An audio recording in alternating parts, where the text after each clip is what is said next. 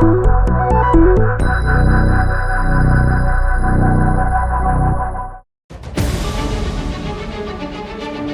following program contains material that viewers may find unsuitable for younger children. A parental control system is advised.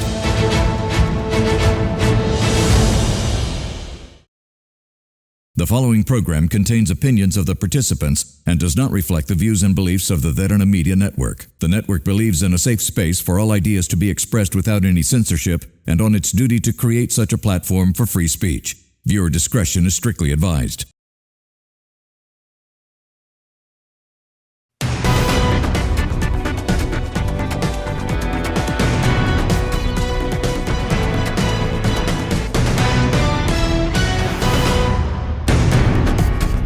Hello and welcome to another episode of TPS, the Public Square on Other Derana News Channel, where we discuss about the most relevant and pressing conversations that shape the political landscape of Sri Lanka. Now, in the previous episodes, we were discussing about the cyclone Ditwa and the post-recovery situations in terms of how the government and the opposition is working towards a better Sri Lanka. Now, when it comes to the cyclone Ditwa itself, I believe all of us came into the talk of town of bringing out the role of international aid and donors. And that will be the topic of discussion today. And to discuss about this topic, I have two gentlemen over here with me. Towards my right, I have Mr. Ushitha Wijetunge from the United National Party. Welcome you. And also towards my left, I have Mr. Akalanka Senasinghe from the National People's Party. Hello. Welcome you as well.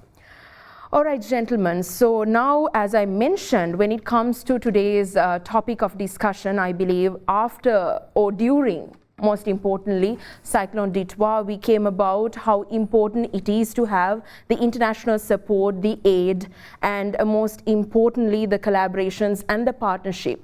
I believe during and also the post-recovery stage, this has become a crucial element that Sri Lankans are looking forward to. Now, let me direct this question first to you, Mr. Senasinghe. Now, what do you believe? Let's get into a very general question. So, what do you think is the most essential requirement in terms of having this positive collaborations, the partnership with international donors? Because I think not only when it comes to Cyclone Ditwa, but when it comes to a normal country, having these international allies and all really matters a lot. Now, in that concept, how can you interact accordingly, interconnect it with Ditwa? Yeah, initially, as you mentioned, if I'm referring to your question, especially initially that Sri Lanka was expected after facing such a dreadful disaster, the medical assistance. So initially we got the medical assistance from India and also from USA and Japan. Also the medical crew has arrived to Sri Lanka. So initially we got the medical assistance at the inception. And later on, there are a lot of, residential residence and also business premises has been destroyed, and also a lot of we lose hundreds of lives. So also there's a requirement of rebuilding the destroyed houses, and also there are streets which has been we have to clear those parts as well. So for those things, it's a government alone cannot. Yes, we have giving a flood relief as well. We have allocated a major amount for the flood relief as well. But apart from that, we received foreign aid as well. For that, we as a government we have established constitute a new fund. Apart from the presidential fund, which is a Rebuilding Sri Lanka fund, which we have incorporated very recently, and a lot of countries and organizations has up until today has been donated us, especially the IMF also given approval of $206 million as an emergency loan, and apart from that, WHO, UNICEF, and other organizations also donated us. And up until now, that the particular fund I have mentioned, we have received 402 billion. I mean, it has been surpassed of a collection of 402 billion rupees from the foreign and, both foreign and local donors. And also it's approximately 13.8 million US dollars. So we are looking forward to, give a normal life for the people. And also we are expecting the assistance from the international, especially the top level economies, India, USA and China, and we are continuously getting the assistance as well. So we are looking forward to that. All right, so that was the perspective in terms of a government representative. Now, in terms of the situation, as I mentioned, I believe now in terms of technology, we are far more advanced. So when it comes to social media, whatever we see that we have international aid and support. Now, in that context, people feel like, okay, post-cyclone Ditwa or during the recovery stage, we do have a lot of support in this situation. Now, in your aspect, in your opinion, what do you think is the most crucial role in terms of acquiring these international aid and support? Yeah, so like Mr. Senasinghe said, number one point of focus should be immediate medical aid assistance. We have to highly appreciate the government for working on that immediately because the international assistance was highly effective in immediate relief in terms of the speed, logistics and the medical support. It's being very deep humanitarian, and then we actually have to give a lot of respect towards that, the people who worked on it. And in terms of the coordination that he spoke of, right, the coordination worked reasonably well, but can be institutionalized. That's my belief. If it can be institutionalized and strengthened, we can do better next time, definitely. And some of the points to address in terms of this coordination of international assistance, because this hit roughly is around a $7 million hit. That's around 7% of the GDP. If you look at the Sri Lanka's GDP, it's around $99 billion as of 2024.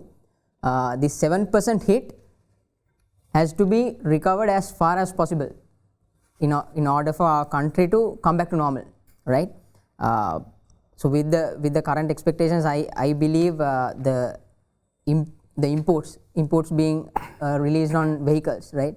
And then if you look at the exports with the cyclone impact, the exports have drastically come down. If you look at the tea industry, if you look at the organic food industry, if you look at apparel, any industry you look, manufacturing industry, which we had a bigger market, we are losing that share. So definitely in another 3 months time, our rupee is going to be under serious pressure, right? So my take is with coming back to the point we spoke of, right, Mr. Senasinghe and mentioned, as you asked, even if we have a lot of social media being done on the relief that has come to this country, right, I believe, my take is if we have a single national aid of coordination command to manage all these incoming assistance, it would be a plus, right? If you look at the countries like Singapore, how they have managed disasters, they have a single national aid of coordination. That's what we lack sometimes here. And number two is pre-approved disaster logistic protocols. When you have pre-approved disaster logistic protocols, right, for example your ports, airports and customer fast tracking system, you basically plan. So there is a saying, if you fail to plan, that's like planning to fail. So we have taken all post-mortem actions. Right after the disaster hits, we immediately took action. Good, but what could have been done better before that, right? That's basically a pre-approved disaster logistic protocols. That right now we lack in our country, which we will need to try and see how we can go and implement. Then how do you plan the relief to recovery transition, right? Like Mr. Senasinghe, a very good point. You have given all the relief to the people in terms of humanity. But how do you ensure those lifestyles are put back to normal? Are we have sufficient employers to give back the employments where some of the business have been shut down right now? Even if you look at some of the organic factories, closed. So those people might need to be re-employed. In order to do that, what would be our action plan? That's also another point we will have to focus. So for the point, yes, we have done a lot of relief, and we have, in terms of social media, like they say, we have done a lot of work, right? The point is, have we improved the donor confidence in order to accelerate our economic normalization? Like you said, the donor confidence also improves when you do the social media and marketing. It's good that we did it, right? Some of the people might say that it's more or less marketing only. You are not focusing on really doing something for the country, but that has to be there. So the international donors who have given their money will get more confidence to give back to this country, right? So finally, I would like to say that the relief actually worked. Now the system must work even better next time. Relief actually worked. Thanks to the government, thanks to all the people who have worked here. Yeah. Right. So in your aspect, in your opinion, you feel like that they made sure that whatever the support that we got from international aid was adequate in terms of the relief. Now, I just want to ask in a very simple way, do you think that whatever the relief that we obtained, for an example, we got from India's Operation Sagar Bandhu and also US airlifted relief supplies, emergency medical teams from Japan, aid from UAE, Canada and the EU, and also even UN agencies like the UNICEF and WHO. So now with all these, it's a lot in terms of the support. But do you it's a lot of money. Yes, exactly. So do you think this is being effectively utilized in the current situation? Now, it's just a couple of 2 to 3 weeks post Cyclone Ditwa. It's not a long time for us to judge and understand it as well. So do you feel like, in a very short way, do you feel like it's effective that how we are utilizing it? Well, to answer your question, the effectiveness of utilization of the money, right? Multinational fundings, right? Multinational fundings provides a scale and credibility. So like you said, IMF has funded, which means a lot of countries know that these funds are getting utilized for the cyclone recovery itself. When IMF funds, they don't infuse capital just now. They will evaluate the potential of the country. They will also see what are the real impacts of the country, and then only they will release the funds. So in order to answer your question, if the government has ring-fenced the IMF and World Bank funds strictly for Cyclone Ditwa, right? My word is, if the government has ring-fenced the funds, right? If they have ring-fenced, there's no doubt it will be definitely going for the recovery of the disaster impact areas plus the business and the people. But for my knowledge, I don't see that visibility right now, right? So that's why I said in the earlier question also, digitally tracking aid inflows and distribution for transparency and efficiency.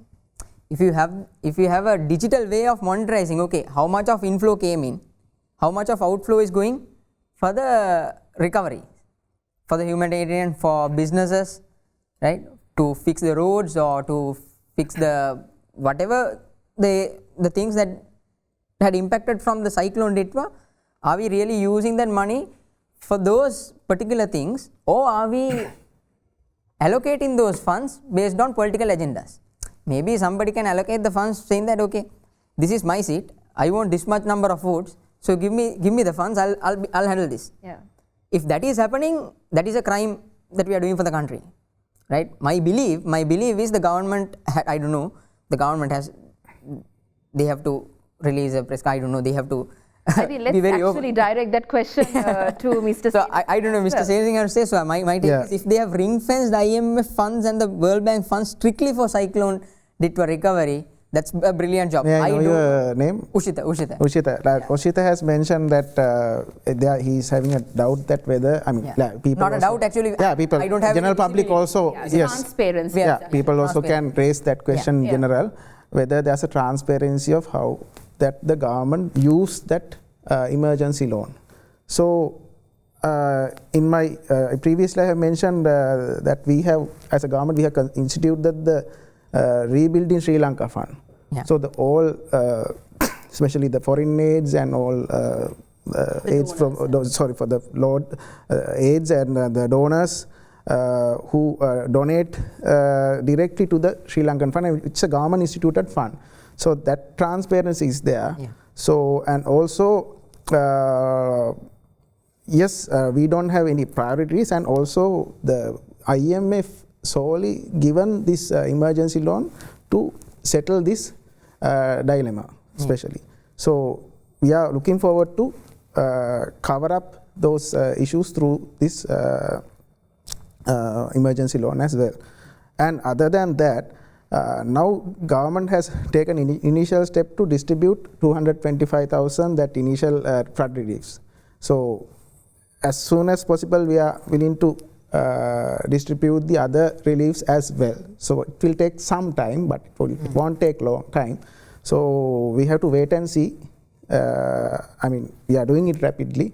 So it's a dreadful disaster, and also as as Ushitha says, it has affected the businesses by and large, and tourism, and a lot of industries as well in certain part of the countries. So it will take some time. All right. So now getting this sometime word element, actually, it's something that people wonder as well, because now when it comes to what Mr. Ushitha said as well in terms of transparency, something that the government might have worked at the initial stance itself when they were getting international support and aid is to make sure that there's a proper system of showing the general public as to how much of aid is being given and how it is being utilized. So sometimes these doubts arise, and because this is a large chunk of money, and given that the history of Sri Lanka, since when we get a lot of money, there is a huge chance of corruption as well. So that's how the mind works for general public. So now in that kind of a situation, how fast is the government trying to work around with getting this transparency, getting into the aspect of transparency more rapidly? So, so this is our initial step, rebuilding Sri Lanka Fund. So that's the initial. I mean, now. Still just 2-3 weeks passed after the disaster. So as initial step, we have incorporated the fund, the Sri Lankan, rebuilding Sri Lanka fund rather. So and also we are expediting the, distributing the flood reliefs as well. And also, as you mentioned that,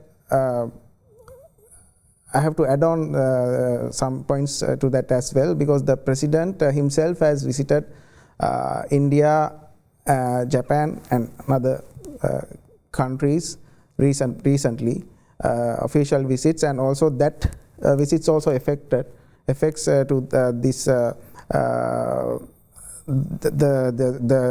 the funds we have received from these countries. So that's also matters. So yeah, we are managing the funds currently, so it will take time. Can I add one more point? Yeah, right. Yes. So number one is transparency, like you said. It's a very good point that you said. Transparency is number one, and two is also you said effectiveness of utilizing the money. Yeah. Three, I would say prioritizing on projects that will maximize the economic returns. For example, if you get, let's say you get $300 billion. Sorry, 300 billion rupees, and then if that cash outflow, right now there is no cash outflow transparency, speaking frankly, if we are utilizing these funds, the cash outflows has to be prioritized on projects which will generate a higher economic return. That I don't know whether that prioritizing also has been done on the particular project. That would be our next step. Initially, it's not releasing funds here and there, so there's no value in it. Yeah, exactly. In terms of evaluating and analyzing which regions, specifically modes, which businesses, exactly, right? Yeah. What businesses immediately need to recover, because if you release funds in another 9 months' time for some particular business, there might be no point. For example, organic farmers, let's say, for organic farmers, if you are releasing funds in another 6 months' time, they have no option to do. Yeah, Your fund release has to be immediate. As well, shrimp industry. Yeah, because exactly. that is something that we need to work rapidly as well. Certain industries, they might not need immediate, but then again, very good example is the shrimp industry. So you need immediate recovery in terms of getting into that aspect. So I think we can discuss further on this evaluation of how the international support and the aids has been utilized by the government in terms of the post-cyclone recovery of Sri Lanka. Before that, let's go in for a short commercial break. This is the Public Square.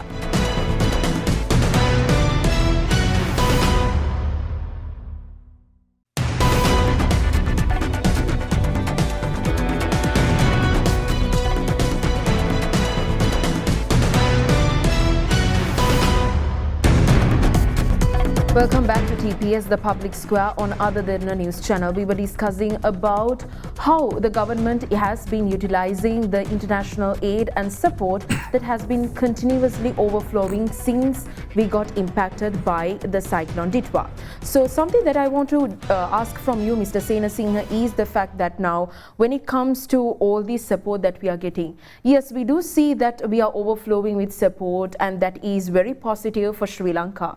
But then again, with all these positivities, there are opportunities plus risks that come along with it as well. So just as much as the opportunities that we were discussing in the first segment, what do you think are the potential risks that the government will have to face in terms of these international aid and support? Because something that we should be aware and we should be knowledgeable is of the two sides of the same coin.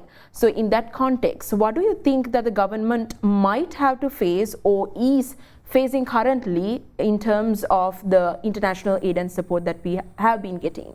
Yeah, the government should make sure that those funds should not be mismanaged. So that's the very reason we have instituted a statutory fund called Sri Lanka Rebuild Fund. So anyone or a foreign organization or any other person who willing to donate Sri Lanka as a donation, so they have to go through the process and they have to donate it to the Sri Lanka Rebuilding Fund. So there's no any other institutions.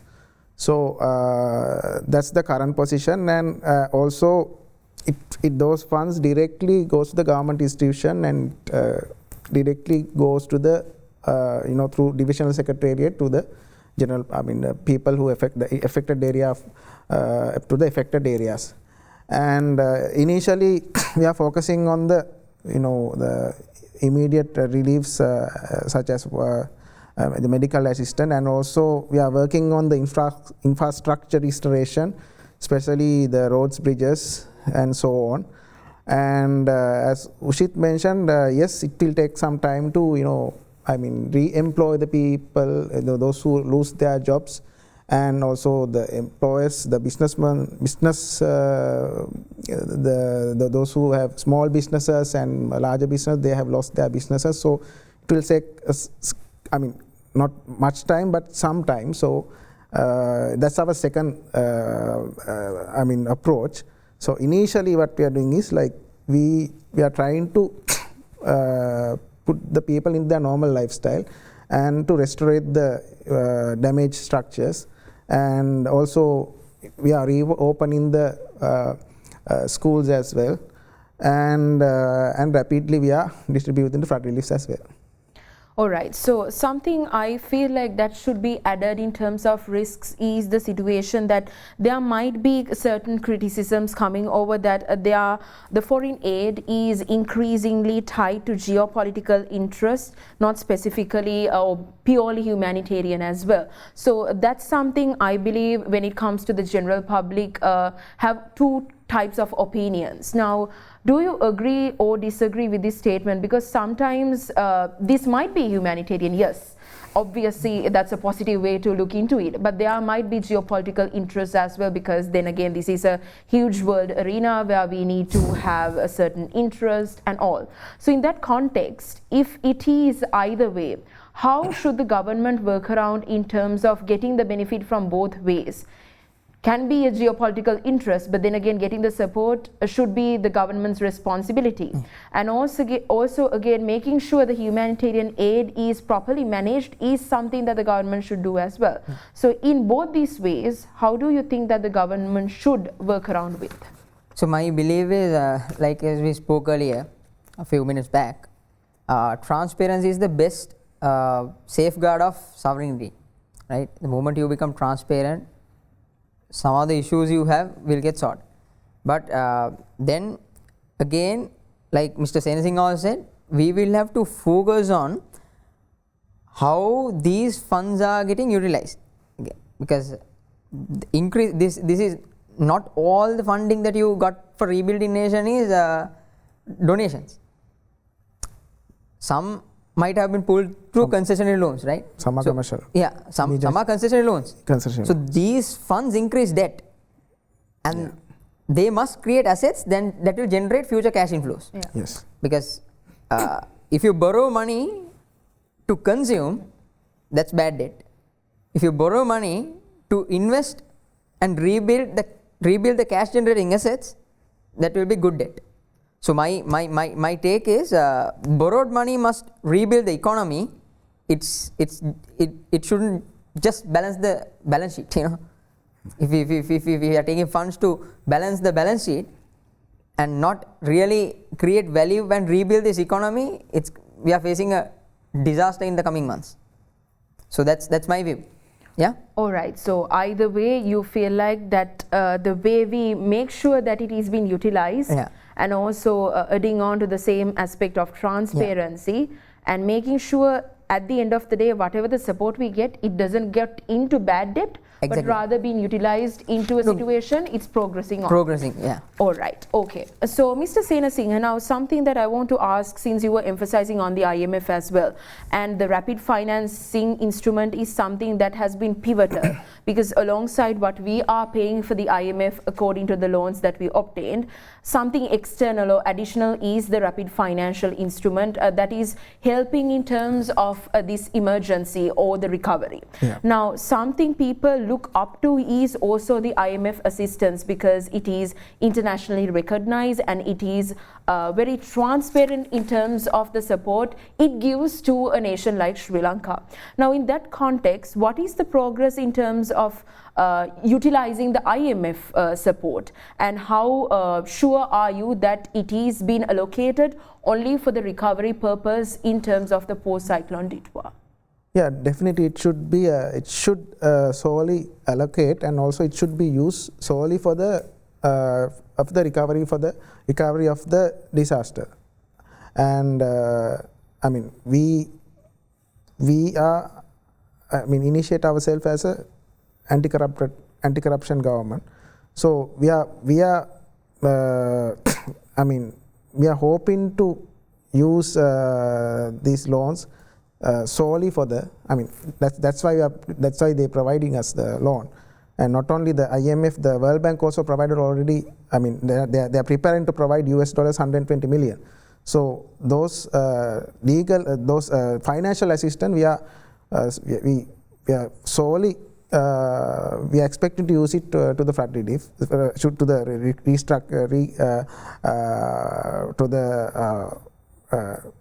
to getting over from this damage. And also, in addition, the government has allocated 500 billion, which is 500 billion Sri Lankan rupees, which is 1.6 billion US dollars through the budget as well. For flood relief as well, for the flood relief. So, the all, we are trying. We are 100%. Our aim is to distribute those funds solely for the people who are affected by this Ditwa cyclone, and also the people, not only the people. The people who their businesses, and also for the agriculture. So there are a lot of areas we have to focus on. So that's our aim. Yeah. All right. So just a follow-up question as well. Now, since you all were ready and very firm about getting the support from IMF as well in terms of this post-recovery situation from Cyclone Titwa. Did you come up with a proper strategy in terms of making sure that this is being properly centralized and systematic? Because I think now, before you all, I don't know how you would take on that as well. Now, in my opinion, I feel like before asking for the support, having a proper system, okay, this should be allocated for this, and this is something that we get externally, so maybe for this. So something that I feel like you, the government, might have worked around is a proper instrument or a systematic approach in terms of the IMF support that you requested. So how was the take on that? Yeah, initially, like as I mentioned before, we have allocated 500 billion Sri Lankan rupees through our budget.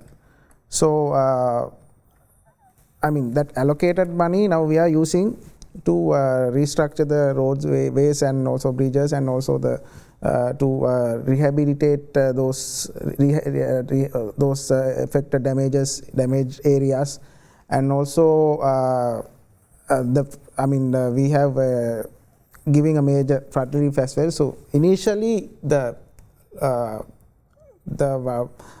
we have, we are using the allocated funds through the budget. So the foreign aids now, I have mentioned that we have already collected, we received 4.2 billion Sri Lankan rupees, which is almost 13.8 million US dollars. So now we are distributing it. Now we have just started it. So initially, the first preference is to get back the people to normal lifestyle. So that's the first preference. Then we have to think about to rebuild the businesses and also the agriculture. So step by step we are working on that, and also we make sure that it should be properly done by the government institutions.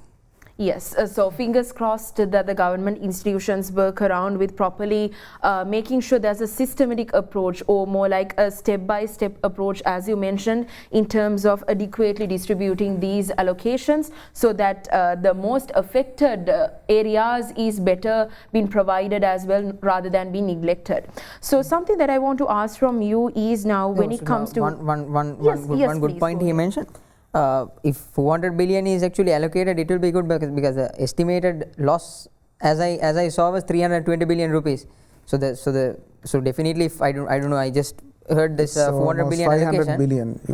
It's 500 billion. That will be a massive cash infusion, because you have the estimated loss is 320 billion. Yeah. That's what the newspapers and everything, the media had showed the country. Exactly. And you're allocating 500 billion is a good turnaround from the government. Yeah. And the IMF funds also, on top of the IMF funds, we got a lot of donations. Yes. If you really focus on IMF, IMF funds actually gave us a breathing space. Yes, exactly. Now it's government responsibility to convert that space into economic recovery. If the government is doing it, will be a brilliant job. But how transparent and visible it was the citizens of the country is the question mark. Yeah, so in that context, I believe utilizing this breathing space, in a way it affects to the future in a positive way, is something that the government would work around with. If there's anything additional that you wanted to add in terms of now, because now we have been facing an economic condition, an economic situation where we are paying our debts and also making sure the internal economy is performing positively as well. So on top of that, we got into the Cyclone Titwa, and then there has been a situation where we put about a step backward, because we need to process and make sure that whatever we are currently facing is being solved, rather than focusing on a continuous thing that we were trying to get out of, because Cyclone Titwa carried a lot of damage. Lot of damage. Yes, Yeah. exactly. So in that context, do you think that the government is utilizing this breathing space in an effective way that it would benefit us in the future? Because something that we should work around is the short term and the long term perspectives. Exactly, yeah. So in that sense, do you think, since you mentioned about it specifically, that's why I'm using this as a follow-up question, do you think that the government is utilizing this breathing space adequately, that it matters in the future? To be fair, I would say it's a 60-40. 60% I as an individual, as an individual who has finance exposure, operation exposure, and from the manufacturing world, I believe 40% of the time I would say yes. Okay. But 60% I'll have to keep it aside, because the utilize, as I earlier said, whatever we get, right, as donations will be okay, but whatever we are getting as debt, what is the visibility for the citizens of the country or the financial institutes, whether these cash outflows are really being utilized effectively for the recovery of the people or the business who need immediate assistance. Because if you go out of these urban areas and if you go to rural areas, if you look at the farming organizations, some of the farmers have been impacted and they don't have any recovery for the farms, especially the organic food farm. What assistance has been given from the central bank or the private banks? At least the private banks should be able to come and stand up and say, okay, look here, we'll give you a grace period. 2 years grace period, no interest. That has not happened right now in the country. If in the future at least, now post cyclone Titwa, it's a couple of weeks, right, after the damage had been occurred. My belief is, if at least right now government or the banking institutions can initiate a conversation and say that we are going to give you all concessionary loans to get back on track for the innocent people. Just do it for the innocent people in the rural areas who are the farmers. I'm not requesting to come and give concessionary loans to Brandix, MAs or John Keels. No. I'm telling, look at the small businesses. The grassroots. Yeah, exactly. Who brought in dollars for the country with a lot of hard works. Those small businesses, 100 to 200 employee businesses, small scale businesses has a lot of farmers under them. What are the actions, what are the financial actions we have taken to compensate their life? No visibility right now. So that's the area we need to focus. That's where my 60% lays down. Okay. 40% they have done a brilliant job. Immediate assistance, speed recoveries in terms of medical aid, brilliant job. But now comes the reality. Immediately you assist someone and then you need to ensure their lifestyles come back to normal beyond the survival mode. Right now people are in the survival mode with the immediate assistance that has been given from the government. So that's my take. Yes, I believe that is a valid question that most of the general public has in terms of the ongoing recovery and also the relief measures that the government is working around with. Fingers crossed for a better and a brighter 2026 as well, with everything coming in line. But let's discuss and as into what the government is ready in terms of making sure that they take on positively all the support that they are getting from the international arena. Before that, let's go in for a short commercial break. This is the Public Square.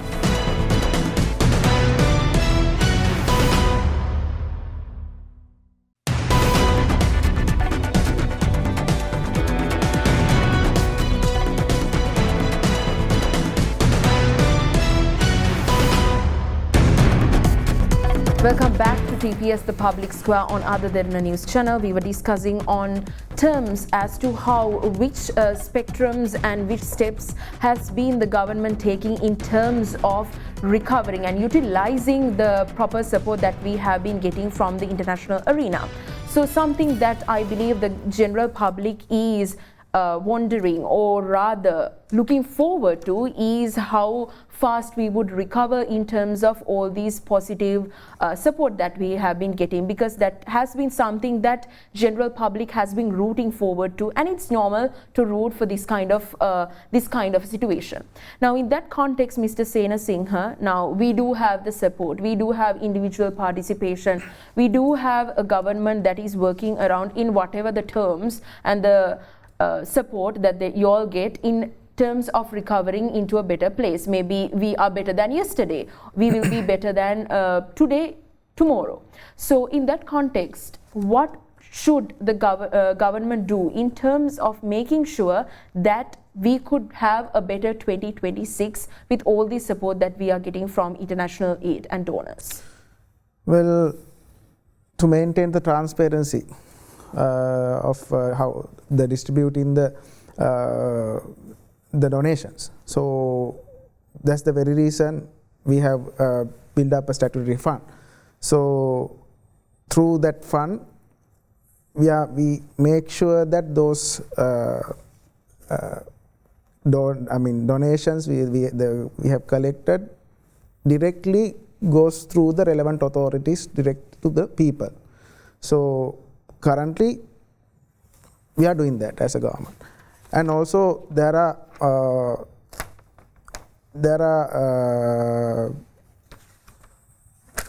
we are focusing on amend the current legislature as well, 2005 Act as well. But for the initial response, we are focusing on renovating the clearing the roads and also the bridges, and also we got assistance from the India, the Bailey bridges, the temporary structures. So currently we are using the temporary structures to ease the transportation, and also we are distributing, as I mentioned before, the flood relief to the people who desperate, who are eligible to get the reliefs. So we make sure that those flood reliefs distribute those who require the flood reliefs, and currently we are doing that. So, but to clear the, at least the, to make clear the to turn back the transportation in the previous position, it will take another 6 months time. I'm not mentioning about the temporary solution, the permanent permanent nature of reconstructing the transportation, the railway, and also the roadways. So it will take nearly 6 months time. We have to wait and see, because it's a very dreadful disaster. Yes, yeah. Okay. Yeah. So in that context, I think 6 months is that the government measures in terms of recovering as well. So in your context, as a final remark that you want to give to the viewers, what do you think that the government should essentially do? Transparency, yes. Effectively, yes. Managing it, yes. But then again, what more would you recommend as an opposition representative for the government in terms of utilizing this international support and aid adequately? As a part of the gaps that I saw right now, like as I said earlier, we are doing postmortem. If the government or our country management, the senior management, can shift from post-disaster aid to pre-disaster financial planning, if you can do that, you are going to be a next step ahead when the next disaster comes. So this disaster, right after tsunami, what happened? It was post-mortem, immediate assessment. But again, this came, no? This was a severe damage than tsunami. Now you have a lot of experience. 2004 that tsunami happened. Now cyclone hit again. In 2021, I think the Easter attack came. So my view is you will have to shift the thinking and shift the system from post-aid disaster to pre-planning the financials and everything. Maybe upskill our engineers, because right now we don't have skill levels to do it, even to develop, to look at the proper drainage system. People are not investing in that infrastructure. No? The government actually should focus on investing in upskilling the employees that they have under them. They have the people who are under those particular ministries, you have to upskill them, send them for trainings, and then ensure that you have the proper infrastructure to minimize an impact to the country. That's what Singapore had done. They have a pre-disaster financial planning system, and they have pre-disaster solutions, right? So my take is, one point is that, and number two is you, in order to ensure the donor confidence level, right, we'll have to be very transparent to protect their sovereignty. So we'll have to do those two. As I now see, we lack that in the current system. And also you will have to focus on strengthening the domestic governance and audit mechanisms, because there were a lot of loopholes. Whatever the project we had in the past, they had a lot of loopholes where money was bleeding out. The seniors in the government didn't know what was going on this with money. Some of the people who actually, I'm sorry to say this, people have reaped, stolen out of the tax burden payers' money. Innocent people's money, a lot of people have misutilized it, and they are having a wonderful lifestyle in several countries with citizenships. United States, you have citizenship. England, you have citizenship.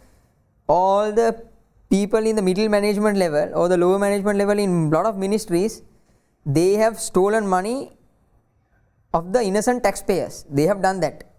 There is a lot of proof. My opinion or my advice, if somebody is listening to this, my take is, see, we will need to have proper audit mechanisms and domestic governance to ensure these IMF funds or these donated funds are getting tracked end to end. Each rupee should be tracked. So that system is another thing that I propose. And also, finally, to wrap up, I would like to say, Sri Lanka has received a strong global support. The opportunity now is to convert that goodwill into a resilient infrastructure. If you can do that, we are all good. This is not discriminating anyone, discriminating government, but these points we'll have to improve as a team, right? Yes, I will take it from there. I believe just as much as the positive support we are getting from international aid and donors, I think what Mr. Ushitha mentioned as well, how we can learn from countries like Singapore in terms of having a pre-disaster plan, because then we are ready and steady in terms of making sure that the recovery and the escalation in terms of making sure that we are facing it in a very positive way works around well for Sri Lanka. So I want to thank Mr. Ushitha Wijetunge, thank you so much, and also Mr. Akalanka Senasinghe for joining us. And also viewers, make sure you send your feedback to feedback.adncenglish@then.lk over WhatsApp at 07680579333. We will see you again with another episode where we discuss about the most relevant and pressing conversations that shape the political landscape of Sri Lanka. Till then, take care, be safe, and have a good day. Me, myself, I got nothing to prove. You got a fast car, and I got a plan to get us out of here. Been working at the convenience store. Managed to save just a little bit of money. Won't have to drive too far, just to cross the border and into the city. And you and I can both get jobs, finally see what it means to be living. See, my old man's got a problem. You live with a bottle, that's the way it is. Said his body's too old for working, his body's too young to look like his. So mama went off and left him. She wanted more from life than he could give. I said somebody's gotta take care of him, so I quit school and that's what I did. You got a fast car, is it fast enough so we can fly away? Still gotta make a decision, leave tonight or leave